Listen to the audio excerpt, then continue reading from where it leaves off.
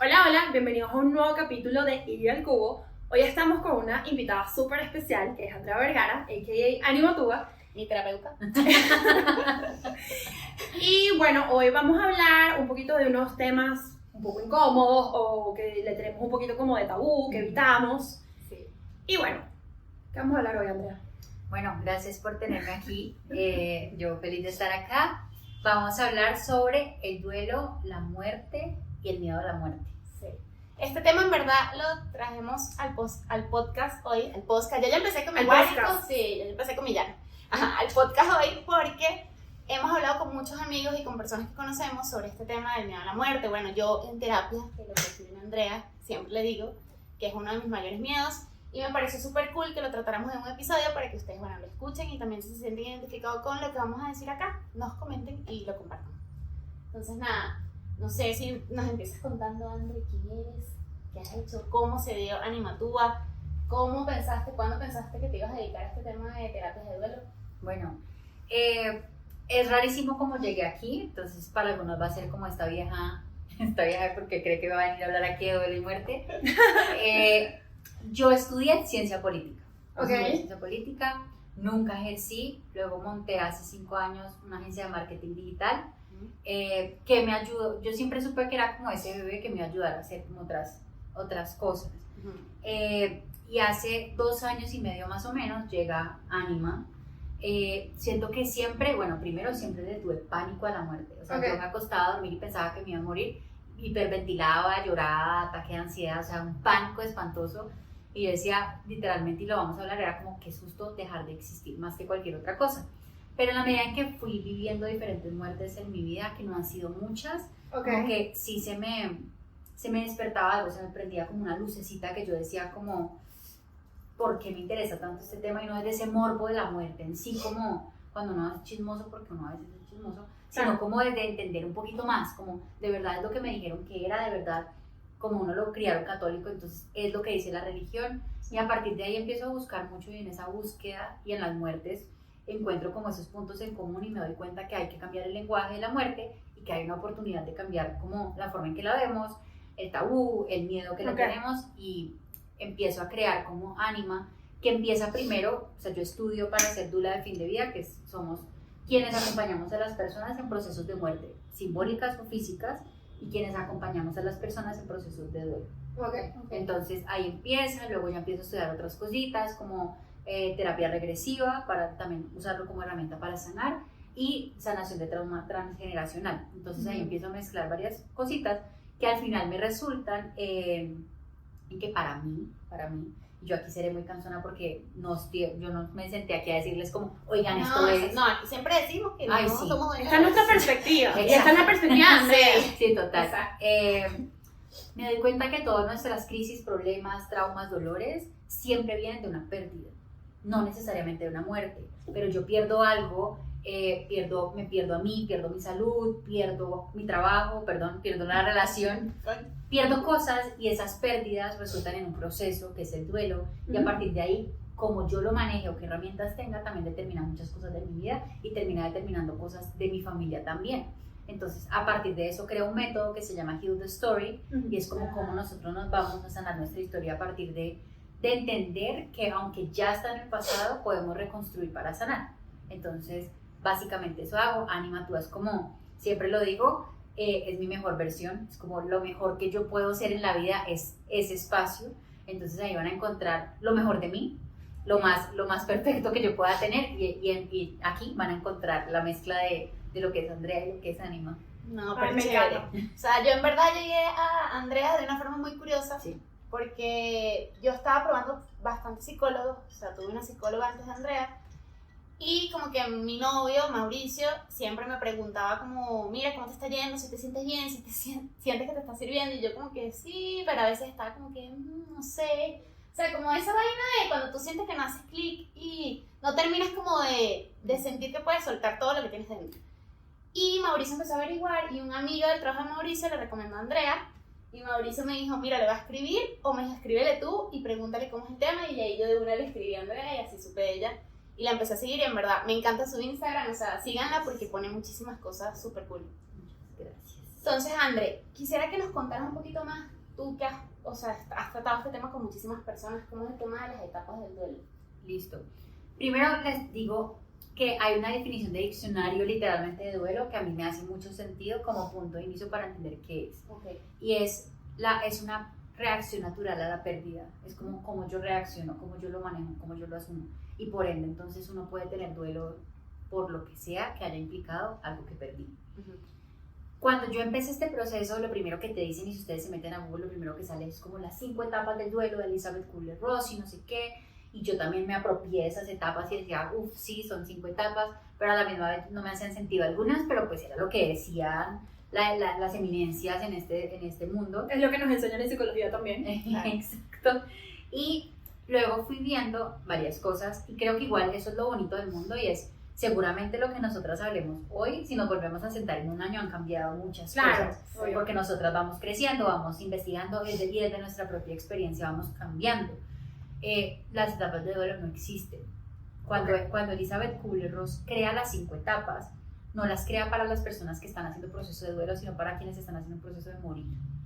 Entonces son quienes hacen el duelo de su propia vida. Entonces, ahí caben las 5 etapas, aunque siento que, si bien es chévere tener como etapas, pasos y demás, cuando nosotros a nosotros como seres humanos, y yo creo que no sé si somos en general los latinos o todos, nos encanta que nos pongan 2 cajitas, usted esto o esto.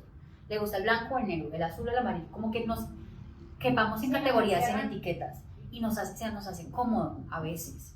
Entonces, claro que es fácil si estás viviendo una pérdida, que entonces a ti te digan, mira, primero vas a vivir esto, luego vas a vivir esto, luego sigues, entonces uno es como, bueno, voy por aquí. Sí, que no tienes que averiguar nada, no tienes que... Ya te dijeron lo que ibas a vivir, sí. Y lo cual es absoluta mentira. Las personas que están viviendo sus duelos y que los han vivido saben que no pasan por esas etapas, que esto no es lineal, que esto va en una montaña rusa que va, viene, se voltea y que al final no estás cumpliendo un paso a paso porque el duelo es tu propio camino. Entonces, digamos que eso lo fui descubriendo y yo decía, bueno, seguramente en algún momento sí dije, mira, estas son las etapas en cuál te sientes identificado y luego yo dije, no, socorro, esto no es, entonces siente como quieras, camina como quieras. Igual yo siento que cuando uno está en duelo no hay hacia atrás, o sea, siempre vas hacia adelante, nunca te estás devolviendo, pero te encontrás con diferentes cosas. Y en ese sentido, esas son tus etapas, ese es tu proceso, ese es tu paso a paso, que no tiene nada que ver con el de otra persona. Claro, cada etapa, o sea, cada persona vive el duelo de una forma diferente, porque es lo que estábamos hablando antes de empezar a grabar, y es que a veces hay duelos que pueden durar 1 año y duelos que pueden durar 1 mes. Total. Y o gente que no pasa duelos, ¿no? También. Sí, digamos que cada quien tiene su manera de lidiar con todo, cada persona tiene como sus coping mechanisms, todo el mundo tiene como su manera en general, así no las haya descubierto, y por ende eso implica también, no tanto cuánto tiempo, porque ya lo vamos a ver, porque al final no es de tiempo, sino cómo yo lo voy viviendo, cómo del mes 1 al mes 2 yo he cambiado, he tenido nuevas herramientas, nuevas posibilidades de ver las cosas de otra manera, y ahí yo voy evolucionando. También si uno busca en Google le dicen como el duelo debe durar 2 años. Si lleva más de 2 años, consulte a un especialista. Es como así, solamente hasta los 2 años consulto y ahí entonces estoy mal, hay algo mal en mí. Y definitivamente no. Al final es eso, es como soltar las etiquetas y el deber ser y darte el chance de vivir esto como uno pueda. Siempre voy a apoyar el hecho de buscar herramientas porque a uno en el colegio le enseñaron de todo, osmosis, no sé qué, pero nunca te enseñaron cómo qué hacer si alguien se muere, cómo lidiar con tus emociones, cómo acompañar a una persona que está viviendo un proceso de duelo. Entonces, como aquí estamos nuevos en esto, yo creo que lo mejor es como quitarse uno todos los deber ser y darle con todo.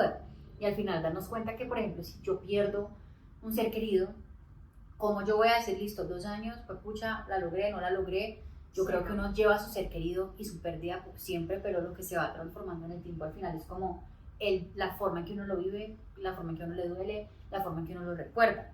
Pero entonces, claro, es como que nos han puesto en cajitas que son incómodas porque al final uno no cabe, literalmente. No, literal. Aquí quisiéramos como hablar, bueno, primero, ¿qué es la muerte para Iri? ¿Qué es la muerte para mí? ¿Y qué es la muerte para Andrea? De uno. No, bueno, en verdad, yo aquí capaz me puedes analizar un poquito. Y yo creo que yo siempre he racionalizado muchísimo la muerte, yo siempre, o sea, es como que, y también he vivido mis duelos de una manera muy racional. Yo creo que el primer duelo que tuve no fue una muerte, pero fue el divorcio de mis papás. Total. Y yo tenía 13 años y yo creo que yo vine la primera vez a llorar el divorcio de mis papás 2 años después de que estaban separados, me explico. Entonces ahí les explico un poquito que es como que listo, la gente se muere, la gente se divorcia, cosas que pasan, más no hice como que tanto contacto con eso. De hecho, yo le conté a Irina, o conté, no me acuerdo si fue en un episodio, ¿verdad? Sí. Cuando mi abuela se murió, ya yo vivía acá, y estábamos en una despedida soltera de mi mejor amiga, que estamos acá, tal, no sé qué. Y mi papá me llama a darme la noticia, yo no podía ir en ese momento a Venezuela porque tenía el pasaporte vencido, por tanto, si entraba, no sabía cuándo podía salir y, en fin. Y me acuerdo que estaban mis amigas, escuchan la conversación y se dan cuenta que algo pasó y yo agarro y como que cuando ellas me van a abrazar o algo, yo como que, mira, no, en verdad, como que no me abracen porque me voy a poner a llorar, entonces yo prefiero que no, porfa. Y creo que eso describe mucho cómo soy en ese tema, lo racionalizo y también siento que es como que hay que hablarlo también, es como que la gente se muere, yo me voy a morir, eso es una realidad, aquí todos nos va a pasar, me explico. Entonces, a ver, no siento que lo lleve de repente de una manera muy sana, no lo sé, pero creo que es como que no, tampoco lo pienso tanto, puede como que de repente darme miedo como el cómo me vaya a morir, también por situaciones que he vivido. También le estaba comentando a Iri, yo cuando tenía 15 años me secuestraron con mi papá. Entonces también ahí tú de repente dices como que, Dios mío, ¿será que me voy a morir hoy? ¿Será que no voy a volver a hablar con mi mamá? ¿O será que tal? ¿O será que me van a hacer algo? O lo que sea. Y entonces tú empiezas a también como que preguntarte el cómo, ¿sí? Creo que más me puede perturbar el cómo que el dejar de existir, particularmente a Iriana. Listo. Bueno, para mí la muerte sí es un tema como complejo, o sea, porque más allá, no sé, o sea, no le tengo miedo a mi muerte, pero sí le tengo miedo a la muerte de las personas que quiero. O sea, como yo nunca pienso como en mi muerte como tal. Sí, a veces pienso como, no sé, me puede pasar por la mente, ¿será que me va a dar una enfermedad? No sé, escucho que alguien tiene una enfermedad y digo, ¿será que a mí me va a dar una enfermedad y me voy a morir a los 40? O sea, empiezo a pensar en eso. Bueno, se pone caótico. Sí, que después digo, verga, pero ¿de dónde me va a dar la enfermedad? O sea, empiezo como a darle mente a eso y me termina asustando porque obviamente, coño, cualquier enfermedad da miedo. Pero sí la muerte, cuando pienso en muerte empiezo a pensar como que, no sé, que se muera alguien que quiero, que se muera mi perrita, que se muera mi novio, o sea, empiezo como a pensar en eso y eso me mata, igualito que la muerte de mi mamá, de mi familia, pues. Entonces para mí es un tema como, no me gusta. ¿Sabes qué? Ahí rescato un poquito, también diste como en un punto súper importante. Sí, yo siento que a mí de repente la mía es como que, vale, huevo, no sé, pero cuando de repente pienso la de mis padres, o ¿sabes qué? También pienso full, y aquí Andrea va a analizarme demasiado, me voy a quedar con los kilos, que por lo menos... Andrea no está en modo terapeuta. Andrea está relajada. Andrea está relajada. Pero cuando digo como por lo menos mi papá, que ya se murieron sus padres, digo como que cónchale, qué bueno es que algún día pues vas a no tener a tus papás. Y de hecho yo full veces, aquí ponemos profunda, yo me paro y digo como que coño, qué suerte otro día donde están mis dos padres en este plano todavía, porque es una suerte, porque algún día eso va a dejar de pasar, eso es normal. Sí. Exacto. No. Yo siento que, bueno, por lo que decías, por un lado, para no dejarlo ahí, no hay manera correcta de manejarlo, pero sí es importante sentirlo, ¿no? Pero está bien, por ejemplo, decirle a las amigas como, quédate ahí, lejitos, que en este momento no quiero, que está perfecto, pero sí darte el chance tú de procesar. De hecho, se me olvidó, parte importante del cuento, cuando se fueron, el día que se fueron, fue el día que lloré. Ahí sí fue como que... Pero es como un switch que es como que ahorita no es el momento. Total, y eso está perfecto, sí. No sé. Yo siento, justamente esta semana que me dieron varias noticias no tan chéveres, yo iba donde Ana, le decía, me acaban de dar esa noticia, pero no voy a hablar al respecto. Literalmente como que no es el momento. Okay. Y su respuesta era, vale, aquí estoy, o sea, tranquila, estoy del otro lado de la puerta, adelante cuando quieras, y si no quieres pues también está bien. Ana es la amiga que está tras cámaras. Está tras cámaras, Ana la mexicana. Aquí tenemos una amiga que está allí, que se está comiendo estas galletas Brown. Si Brown quiere patrocinar el podcast, Sí, no, y Hatsu ya yo estoy cansada. Hatsu aquí Estoy también. esperando que me llegue la cajita a la casa. No, debería. Pero sí, yo siento que es libre. Pero, o sea, es libre el momento que tú escoges para procesar tus emociones. No sería tan positivo no hacerlo, nunca. Eso te iba a Como que preguntar. echarte pajazos mentales diciendo, no voy a pensar, estoy bien. Eso Ya. te iba a preguntar, porque hay gente que más bien nunca lo aborda. No, Exacto, eso lo Exacto. Lo ¿Y eso anula. qué pasa? Aparentemente estás bien, lo anulaste, todo está bien, pero eso vuelve y sale. No, yo creo que eso es Eso una bola de sale, nieve, ¿no? exacto, y eso sale 1 año después, 2 años después, 10 años después, cuando te enfrentas a otra pérdida y te das cuenta que como esa no estaba resuelta, esa pérdida busca salir de alguna manera a que tú la resuelvas. Entonces, qué mejor que en vez de ser un deudor con una cantidad de deudas en una caja, de duelos en una caja, tú más bien vayas abordando uno por uno para que luego no te cojan todos y te sacudan. Perdón. Risa. Yo soy la que siempre le mete golpe al micrófono, Irina, ¿qué pasó? Pero para mí la muerte es solamente la muerte del cuerpo. Entonces yo sí creo 100% en que hay una parte de nosotros que en el momento en que muere el cuerpo sigue su camino. André, una pregunta, antes de seguir como Sí. que esto que va a ser bastante profundo. Sí. ¿Pudieses dar un ejemplo de cómo uno aborda un duelo anulado? Que lo estás hablando ahorita. Yo siento que tú puedes llegar a abordarlo simplemente sabiendo que lo guardaste y puedes llegar un día a decir como quiero trabajar en algo que nunca trabajé y es este duelo. Sí, como que entonces ahí con calma y de manera controlada destapamos la cajita de Pandora, que eso es válido. Sí. Rara vez pasa porque nosotros apenas estamos empezando a tener como esa conciencia de abordar muchos traumas, dolores, heridas, etc. Pero lo que puede pasar es como llego aquí porque murió mi abuelo y estoy aquí en terapia y me doy cuenta que es que tampoco le lloré la muerte a mi abuela, a mi tío, y ahí es donde se empieza a destapar y empieza a crecer. Se aborda de cualquiera de las dos maneras, ojalá fuera la más proactiva de voy a trabajar, pero si no, igual también se puede, solamente que siento que puede ser demasiado, no como juntar todas tus muertes porque no las habías podido No, procesar. claro, y que también puede como que afectar muchos aspectos de tu vida inconscientemente. No, y que yo digo, bueno, no sé, capaz estoy hablando de mi experiencia, pero yo siento que cuando uno va a terapia empiezan a salir 1000 vainas. O sea, tú vas por una cosa y terminas con billetes. Ese te lo dice en el día 1 cuando empieza psicología. El motivo de consulta nunca es el motivo de consulta. Eso es una realidad. O sea, empiezan a salir 1000 vainas que pueden ser duelos y pueden ser otras cosas que uno va guardando. Y siento que la muerte, esto puede ser como bueno o malo, cada quien decide cómo lo ve, pero siento que la muerte sí te ofrece la oportunidad de eso, de darte cuenta de otras cosas, de sanar otras, de cambiar otras. Entonces También cambiar tú, sí, ¿no? el duelo termina siendo un proceso de transformación que tú puedes decidir que sea o transformación o destrucción, es tu libre decisión, es una decisión que uno toma.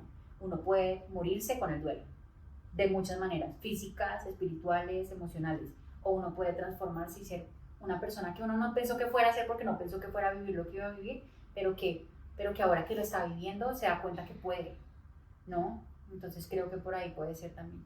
Yo quería contar una anécdota.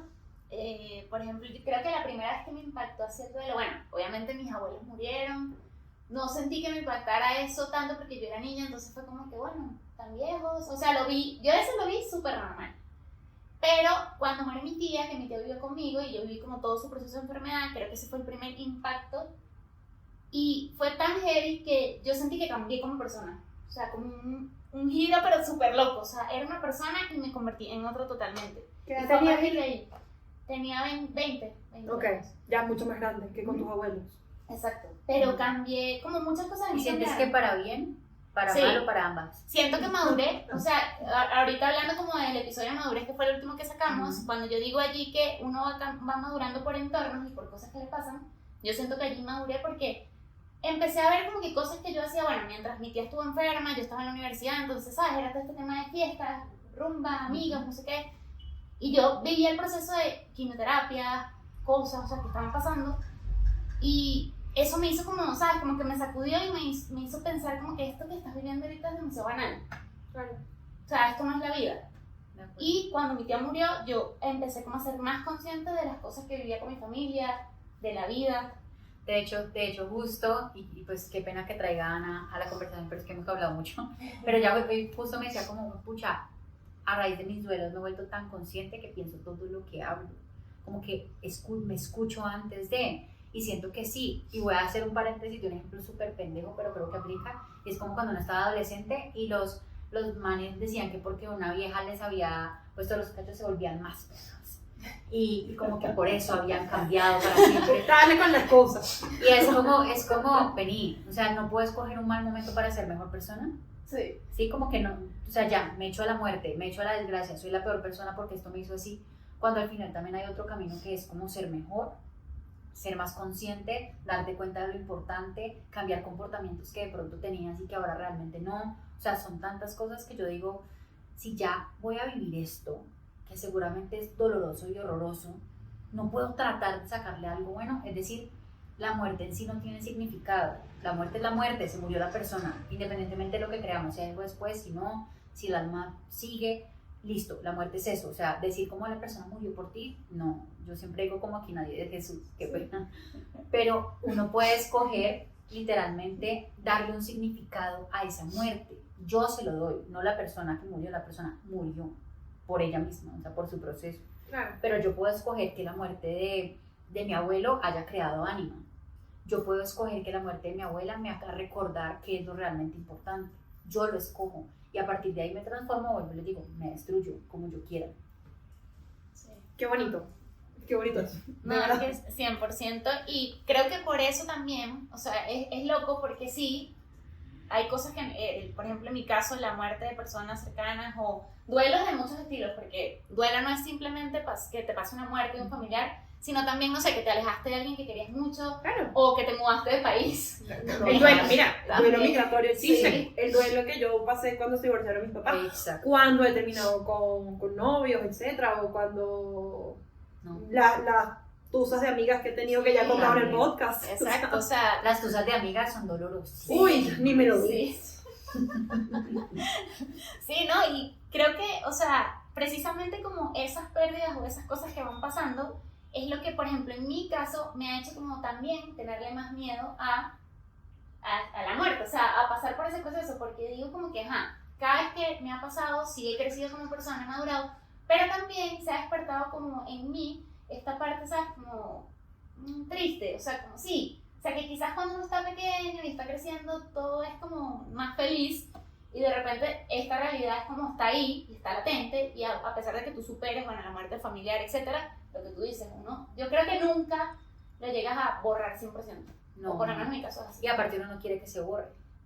O sea, es Exacto, es que total, es algo que como tú dices te va a acompañar siempre. obvio una tusa, pues uno la borra. O sea, pues ¿por qué no? Sí. Obvio, coño, exacto, o sea, Pero la muerte de un ser querido, Con alcohol. Exacto. Con alcohol la borro. A lo Karol G. A lo Karol G. pero las muertes físicas sí no. Perdón. Me dio risa y con alcohol, verga, yo qué. Sí. O Es sea, viernes, señores. Estas señoras que les recomiendo. Hagan eso en su casa. En un bar. En un bar y en una discoteca mejor. Pero sí, yo creo que hay duelos que uno sí puede superar. Como, no sé, perdí el trabajo, perdí dinero. Y creo que aún así queda el dolor y la herida, ¿no? No solamente que no lo tienes tan presente. Pero al final, si tú pierdes a alguien tan importante para ti, ¿tú por qué quieres borrar? No, O sea, ahí donde te das cuenta que el duelo es para transitar y no para superar. Como que no se trata de superar. Tú no, primero no se puede y segundo tú no quieres. Entonces es como entender que uno lo transita, pero no es como, ya pasemos la página, ¿cómo vas a pasar la página? Más bien transformemos la forma en que me estoy sintiendo. Ahí se me ocurrió algo y es, tú que tienes experiencia en este tema, a veces la gente ha linkeado duelo con culpa. Uf, claro. Por ¿Sabes favor. qué? Ahorita, interrumpiendo eso, justamente, pues antes de grabar el episodio, llamé a mi papá para preguntarle, pues, qué me decía él de lo que era muerte para él y duelo también. Y no les conté esto porque muerte les dije, pero no, esto fue antes del episodio. Y en el duelo, él dijo, yo siento que yo lo llevo, trato de llevarlo desde recordar y saber que me porté bien con mis papás, con las personas con las que ya no están. Es una sensación muy grata saber que hice lo mejor que pude con ellos. Y mira. Exacto, no. Yo siento que la mayoría de los duelos que se complican son por culpa y la mayoría de las culpas que las personas sienten no son reales, entonces es muy difícil, porque obviamente nos juzgamos bajo una perfección que no existe, nos juzgamos bajo, o sea, es el ego diciéndote cómo pudiste haber hecho mal, ¿por qué no lo llamaste? ¿Por qué no hiciste esto? O sea, tantas preguntas y aplica para todos los duelos. Sí.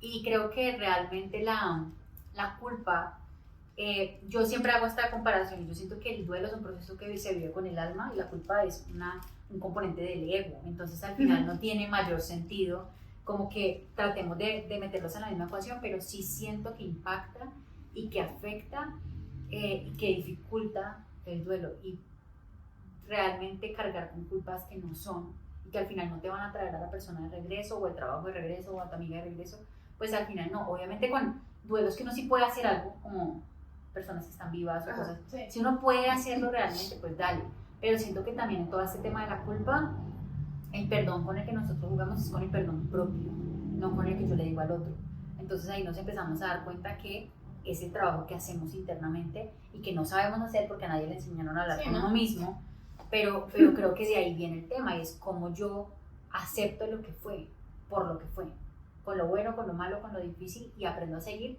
casi como con lo que dice tu papá, así no haya sido del todo así, sino como con la satisfacción de que hice lo que podía en el momento con lo que tenía. Claro, es que creo que esto es parte de lo que él me hizo y es como que hice lo mejor desde lo que pude. Exacto. Porque uno siempre va a querer haber dado más, haber dicho más, haber pasado más tiempo, o sea, siempre está el deseo de, pero si no se pudo, necesariamente uno tiene que cargar con esa culpa. ¿Sí me entiendes? no, claro, total. Pero claro, o sea, como que comprendo mucho eso, pero creo que llegar como a ese entendimiento es muy difícil.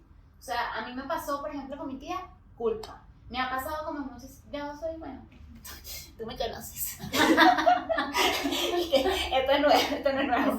Pero yo soy una persona que me culpo mucho. Y siento que va a haber muchas personas que nos escuchan que en verdad van a sentirse demasiado identificados porque siempre está ese tema de no estaba brava con ella en ese momento, o nunca le dije que la quería, o nunca le dije esta cosa, o no la acompañé cuando me pidió que la acompañara. O sea, yo hasta con cosas así de verdad, tenía chocolate y no le di, me acuerdo de ese tipo de cosas. O sea, yo empiezo como que Le hice tal malcriada de le hice tal vaina. Le pegué un grito cuando no tenía que pegarle un grito, cosas así que... Y es raro porque nos estamos juzgando desde una perfección. Es como, debiste haber dado chocolate porque como no... Si me entiendes, como eso, o porque no llamaste más veces, y porque tantas cosas cuando uno es tan humano que uno va marchando como puede. Y hay días en los que no te dio la gana compartir el chocolate. Y eso te hace humano y es válido, exacto. No, y que saber, vamos, yo creo, aquí me corregirán, pero yo creo que no hay una relación en tu vida, como estás diciendo, que tú no vayas a pensar que lo pudiste haber hecho mejor. O sea, así, ahorita yo diga, o sea, me salió y y estoy tratando de ser mi mejor versión, pana. En 2 años voy a pensar que no. No, total, por ejemplo, cuando yo me divorcié, yo ahora miro y digo, pues pude haberme divorciado mejor. ¿Sí? No cambio la decisión. O sea, que me hubiera divorciado, pero lo hubiera manejado mejor para los dos. ¿Sí? Okay, claro. Entonces siempre va a haber un mejor, pero o sea, yo ya no voy a llamar a la persona a decirle como, hola, es que ahora estaba reflexionando y me hubiera divorciado mejor, no, pues ya fue. ¿Sabes que yo he hecho eso? No, yo lo hacía toda la vida. Yo seguía llamando exnovio. Sí. 3 años después, y de verdad, perdón, yo creo que eran como... Tú sabes que yo lo hice... Hola. ¿Sabes que lo hice con uno? Perdón. Perdóname, hice lo mejor que pude. Por si acaso cualquiera, perdón. Pero sí, ¿sabes qué? Pero fue como por good karma, por sentirme así, como que siento que estaba atravesando una situación donde me sentía en un laberinto como sin salida, como que estaba triste, quería que ya se me pasara esa vaina. Y fue como una tarea que me puse de, voy a hablar con esta persona porque ahorita yo sé lo que él sintió. Y yo quiero como hablar con él porque es que honestamente yo no le hice nada de esto por mal. Y yo dije, ¿será que él piensa que fue por mal? O que yo soy una coño de madre, una desgraciada. Y él agarró y él me dijo como que, no, Iri, yo sé que no, de verdad, pero me dijo, pero aprecio mucho que me lo digas. De verdad que qué linda. Pero ya mira más. que ahí yo siento, en mi caso y en el tuyo, no sé el tuyo, pero lo siento identificado.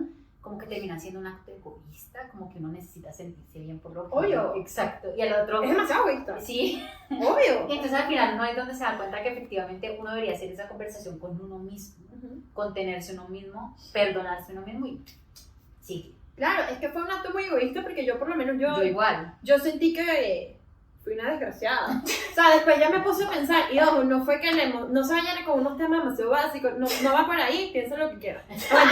Pero, yo creo que yo eché el cuento acá, yo me iba a venir para acá con alguien y yo le terminé 2 días antes de venirme a ir a Colombia, y él se quedó como... Con la maleta ahí. Oye, marica, aparte de tu papá, esta es la segunda persona más mencionada del podcast. Pero igual no quiero volver contigo. Por si acaso, coño, tú lo especificaste, hay que especificarlo. No, bueno, Te queremos. yo te quiero mucho, sí. No. Pero bueno, ya nos desviamos como siempre, ustedes saben que aquí terminamos hablando de otra vaina. Vamos a volver entonces a nuestro tema, nos ponemos serios de nuevo. Andrea decía algo que, bueno, ha venido trabajando conmigo y me lo ha mencionado, y a partir de que ella me lo empezó a mencionar, yo empecé como a buscar mucha más información sobre eso, y es que Andrea dice que el cuerpo es un vehículo, o sea, el cuerpo es un vehículo, el alma va buscando vehículos, o sea, me gustó una explicación que tú le diste A tu mamá. sí, a mi mamá, que es como cuando estamos chiquitos, bueno, gateamos, no sé qué, después empezamos a caminar, cuando estamos en el colegio nos llevan nuestros papás al colegio, después cuando estamos en la universidad agarramos bus o nos dan un carro y vamos cambiando ese vehículo, entonces así es el alma. Exacto, el cuerpo al final es el vehículo que uno tiene que honrar, respetar, cuidar, agradecer, independientemente de la condición en la que esté, por difícil que sea, porque siento que igual no es fácil en muchos sentidos, pero el cuerpo es solo eso, o sea, el vehículo en el que se está transportando el alma en esta vida. Cuando el cuerpo muere, porque los carros uno no los puede usar toda la vida, porque o se estrellan, o se los roban, o se ya mueren. sí, o sea, pasan tantas cosas, pues cuando ya el carro no sirve por la razón que sea, uno no se muere con el carro, uno se baja del carro y pues compra otro, se va en otro medio de transporte, camina, y lo mismo es con el alma, o sea, el alma no muere en el momento que muere el cuerpo, sino que ella sigue y busca otro vehículo o sea, haz de cuenta que es como si en el carro no estuvieras yendo a algún lugar, siempre. Con el alma también estás yendo a alguna parte, cambias de vehículo, cambias de existencia, pero sigues yendo hacia ese lugar que al final termina siendo la evolución, la transformación, la expansión, el aprendizaje. Entonces, cuando uno lo ve así, pues yo no digo que la muerte deje de darme miedo, creo que hay nochecitas en las que todavía me entra el pánico y yo estoy como, no, hasta luego, esto ya no. Pero sí es como entender que al final, cuando se daña el vehículo, por la razón que sea y por lo difícil que sea, porque creo que ahorita lo hablábamos de las formas de morir, el alma va a seguir y que hay una parte de nosotros en el alma que se acuerda de todas las existencias, que se acuerda de todo lo que ha vivido, aprendido y todos los acuerdos que tiene, todas las almas gemelas que tiene, y cómo entonces eso te permite también ver y entender que, pues, que no todo se acaba aquí. Y cuando uno ya lo ve así, creo que el miedo disminuye en una cierta medida. Obvio. No, y 100% yo le voy a hablar, por ejemplo, de mi experiencia, que bueno, Andrés sabe, yo súper miedosa de la muerte, y para mí la muerte tenía un fin, y creo que para muchas personas que nos van a escuchar es así, o sea, yo siempre me imaginaba la muerte y yo decía negro, digo, me morí y ya te acabó todo. Y André me ha hecho como replantearme todo ese tema. Yo soy muy católica, pero igual, o sea, me he puesto como a leer mucho sobre el tema, he hecho como cosas también, bueno, tuve la oportunidad de hacer una regresión que André me mandó, y a partir de allí, o sea, como que se me abrió un espectro de posibilidades donde dije como que tengo que ir superando ese miedo porque en verdad no se acaba aquí. O sea, y he visto cosas, o sea, me han pasado cosas que me han dicho y son como señales del universo que te dicen no se acaba aquí.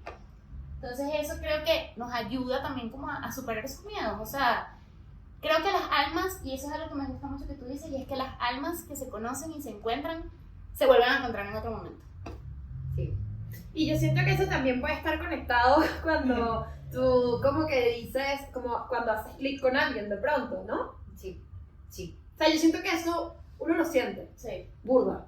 Como que tú dices, esto pana yo lo Y conozco. uno lo dice, o a veces uno dice como que marico, es como que se lo conociera. Exacto. O sea, sientes una vaina. Obvio, es como algo más allá. Como hay veces que de repente coincides con un alma que de repente en otro plano te fue terrible y es como, hola, chao. Ajá. Eso Como me que no pasa. sientes nada de felicidad. Es como, hola, chao. Total, y hoy tuve una regresión súper especial con una persona también muy especial y pudimos ver, yo tuve la oportunidad de ver a través de la persona cómo el alma de ella y de su alma gemela llevaban varias vidas y venían más.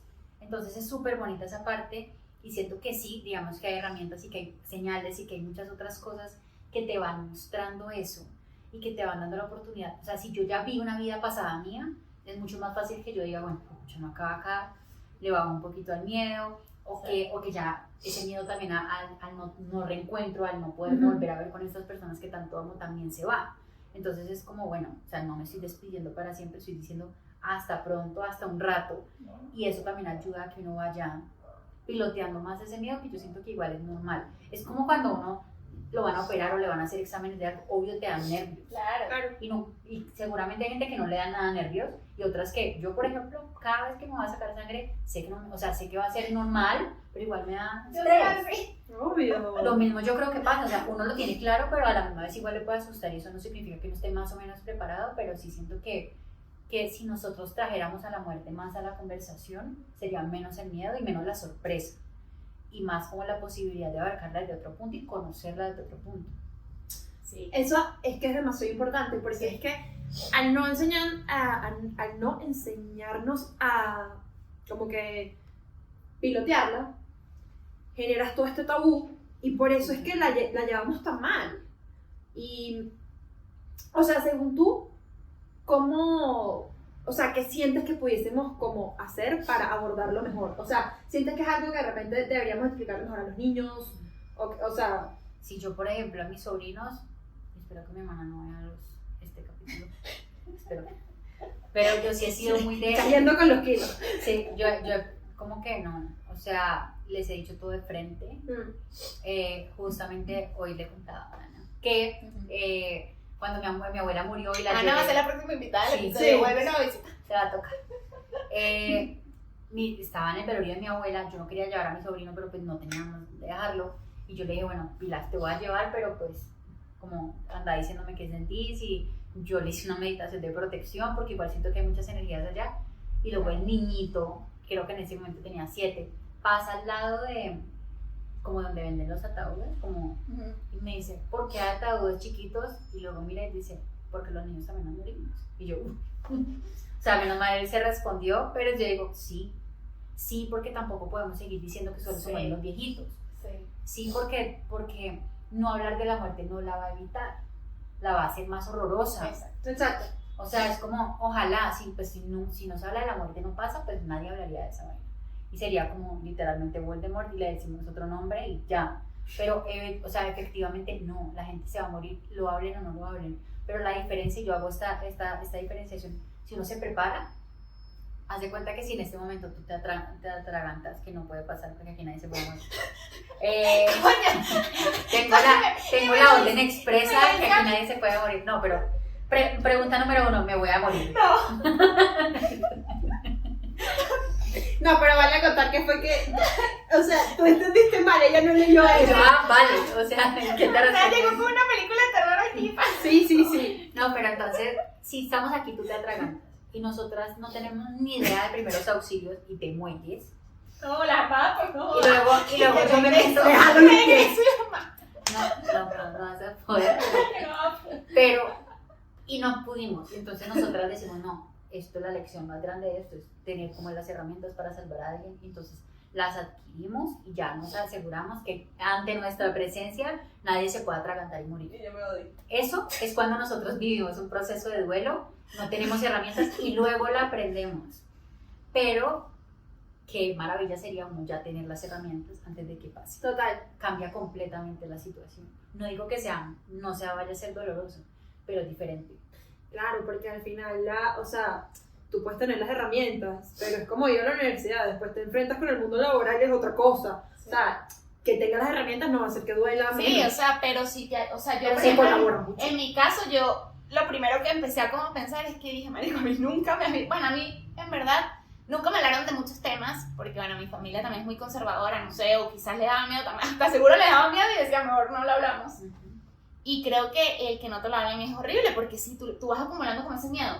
O sea, entonces cuando te encuentras con eso, es como un shock. literal es como que mierda. Realmente la gente se muere y no la vuelves a ver más nunca.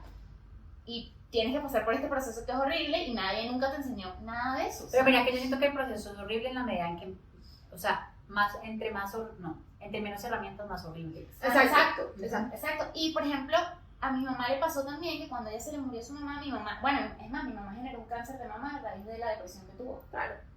Entonces yo digo, hay demasiadas personas que no han tenido nunca las herramientas y han pasado por estos duelos y han generado enfermedades, mil cosas, por no saber manejar esto.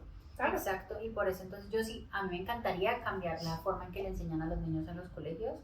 Es que no es sentarme a decirles, miren, se van a morir, sino desde su propio lenguaje, desde su propia experiencia, y partir de ahí para empezar a crecer. Cada familia tiene en su casa el poder y la responsabilidad de cambiar la historia frente a eso y la narrativa para que no tengamos que sufrir tanto. El sufrimiento viene del ocultar la información, porque sí está la falsa creencia de que si no hablamos de la muerte no llega, y si hablamos, no la llames, como ay, por favor, o sea, Como mi Sí, papá. yo no estaría aquí. Como mi papá. Que yo no estaría aquí, yo hablo de eso. Yo hablo de eso todo lo que, exacto, es como, pues amigos, en la teoría falló, pero más allá de eso es como cambiar la narrativa y uno mismo hacerlo desde uno, desde las personas que lo rodean, desde la gente que está alrededor. Mi mamá es una de las que yo creo que le ha tocado ir cambiando de a poquito, no le ha tocado, pero pues yo creo que eso termina como pegándose. Sí. Entonces empieza a ser diferente, la gente lo empieza a abrazar de una forma diferente y lo sienten diferente en el momento que ocurre su propia muerte o la muerte de alguien más. Vuelvo y digo, va a doler. O sea, Claro. porque independientemente de que tú sepas o creas, en mi caso que yo creo que el alma sigue, igual te estás despidiendo del cuerpo. Entonces no es como, ay, bueno, el alma sigue, vale, o no, porque igual somos humanos y estamos acostumbrados a lo tangible. Entonces sí vamos a extrañar el cuerpo. Pero siento que, por ejemplo, también metiendo esa parte, la creencia en la vida después de la vida te abre una puerta a seguir conectado, a seguir sintiendo, a seguir recibiendo, y eso te muestra que no todo está perdido. Sí. Yo me acuerdo, ahorita que estabas hablando como de este tema, me acordé de un podcast que escuché. Yo empecé a escuchar podcasts como de ese tema específicamente hace como 4 meses. Y me conseguí con uno que me llamó la atención porque yo digo, verga, como hay gente que literal crea un mindset sobre el duelo y sobre la muerte tan heavy, o sea, tan chévere, porque en verdad hay gente que la percibe como, ¿sabe? Es otro comienzo, no sé qué, y en verdad se lo creen. Y se mueren pensando eso y se mueren felices. Que escuché el podcast de una chama mexicana que ella contaba que su papá, bueno, le dio una enfermedad, no sé qué, y que el papá pasó toda la enfermedad, ¿sabes? Como súper tranquilo, nunca estaba triste. Y cuando ya llegó como a la parte terminal, ella le pregunta como que, pero ¿por qué ellos estaban llorando toda la familia? Y ella le dice, ¿por qué tú no estás feliz? O sea, ¿por qué estás feliz? Y él le decía, porque es que si tú supieras el lugar al que voy a ir, tú también estarías demasiado feliz. Y yo dije como que, wow, o sea, ¿cómo tú llegas como a ese, sí, no sé, o sea, me parece un estado mental demasiado increíble y trabajado. Y siento que las personas que están en ese proceso también tienen la posibilidad de literalmente ver a dónde van. Y eso le pasa a muchos, y eso se llama conciencia cercana a la muerte. Y es como si se te abriera, como si te abrieran una pantallita para decirte, mira, es que aquí vas. Entonces siento que eso también ayuda mucho a que la persona pueda soltarse y decir, hágale, o sea, me voy ya. Porque también yo creo que cuando uno está enfermo, pues ya el cansancio, el dolor, el cuerpo pesa tanto que también hay un deseo de liberarse, ¿no? Y esta Elizabeth Kubler-Ross, que es como la eminencia en todo el tema de morir, compara la muerte con una mariposa. Entonces nosotros estamos en nuestro capullo, que es el cuerpo, y cuando morimos el capullo se abre y la mariposa vuela. Entonces yo sí siento que hay mucha liberación y que cuando las personas en su proceso, generalmente cuando son procesos de enfermedades, logran ver cómo al final morir sí es liberación. En ese sentido, para esos casos. Okay. Wow. No, súper cool. Qué bonito. Andrea, en verdad, este episodio, bueno, a mí me ha encantado. Sí, o sea, como que este tema me parece que tiene demasiadas cosas que mencionar y da para mucho. Quizás Andrea nos acompañe Claro. en algún otro momento. Estamos al lado, cuando quiero me llamo. Pero quisiera que le contaras a la gente dónde te puedes conseguir. Igual vamos a poner aquí todas las redes de Andrea. Y nada, Ya hablaste un le poquito también de... consigo un descuento. Ya va. Ella lo paga. Ya fue atrevida. Ella lo paga. O sea, ustedes llegan con 15% de Bueno, descuento. pero Iba a yo decir, Bueno, no, voy a aprovechar el descuento. no di el número, puede ser 1%. Pero Irina, o sea, el hashtag y les ponen el código aquí y ellas se encargan de cuadrar conmigo, no se preocupen. Pero bueno, sé que también hablaste un poquito al principio de todos la terapia y los servicios que ofreces, por llamarlo de alguna manera, Sí. pero repítelos y también dónde te encontramos. Bueno, me encuentran en @anima.tua. Es una comunidad muy bonita, no solamente, o sea, van a encontrar información de valor, hay podcast, hay YouTube, hay post, hay diferentes cosas que yo creo que a veces cuando una persona recién está atravesando una pérdida, le sirve solamente leer, limitarse a leer y luego ya como entrar a algo más. Yo hago talleres, hago espacios especiales como para eso, tengo consultas 1 a 1, tú sabes que son súper personalizadas, como que nada es... Excelente servicio. Exacto, 5 estrellas. Entonces creo un método para que cada persona, de acuerdo con lo que cree, con lo que siente, con sus heridas y con todo, pueda trabajar de la mejor manera. Entonces esas son las sesiones que están basadas como en este método que les contaba Heal the Story. Hago sanación de trauma transgeneracional y terapia regresiva, que puede ser a memorias de la infancia, a memorias del vientre, a vidas pasadas o a espacios entre vidas. Ok, súper. Antes tengo una última preguntita. De repente, sí, como que de repente acá alguien quiera saber, para hacer esta parte de regresiones, hay que como que llevar un proceso contigo o es un servicio que tú brindas aparte. Lo puedes hacer de ambas maneras. Ok. Obviamente, a mí me parece chévere cuando las personas con las que ya he trabajado lo hacen, porque tenemos más herramientas y como más insumos, pero también tengo personas que van solo a su regresión y les va súper bien. Okay. Yo igual siempre les mando como unos tips, unas cositas antes para que se preparen y con eso es mucho más, señores, mucho más fácil, pero puede ir la persona a algo específico o ya hacer un trabajo, un proceso más. Claro, ok, bueno, súper, bueno. Listo, bueno, nada, muchas gracias por acompañarnos en otro episodio de Ir a la 2. Bueno, hoy es Ir al Cubo. Entonces, nada, espero que nos acompañen en otro episodio. Compártanlo con sus amigos. Si esto les gustó, díganos qué más temas quieren que tratemos. Y si quieren parte 2 para que me inviten. Denle like, síganos, si llegamos a los 1000 followers. Gracias por vernos. André, gracias por estar aquí. Me gracias. encantó el episodio. Nos brindaste Gracias. demasiada información. Me alegra mucho. Y bueno, Ir al Cubo. ¿Quieren otro? Chao. Chao.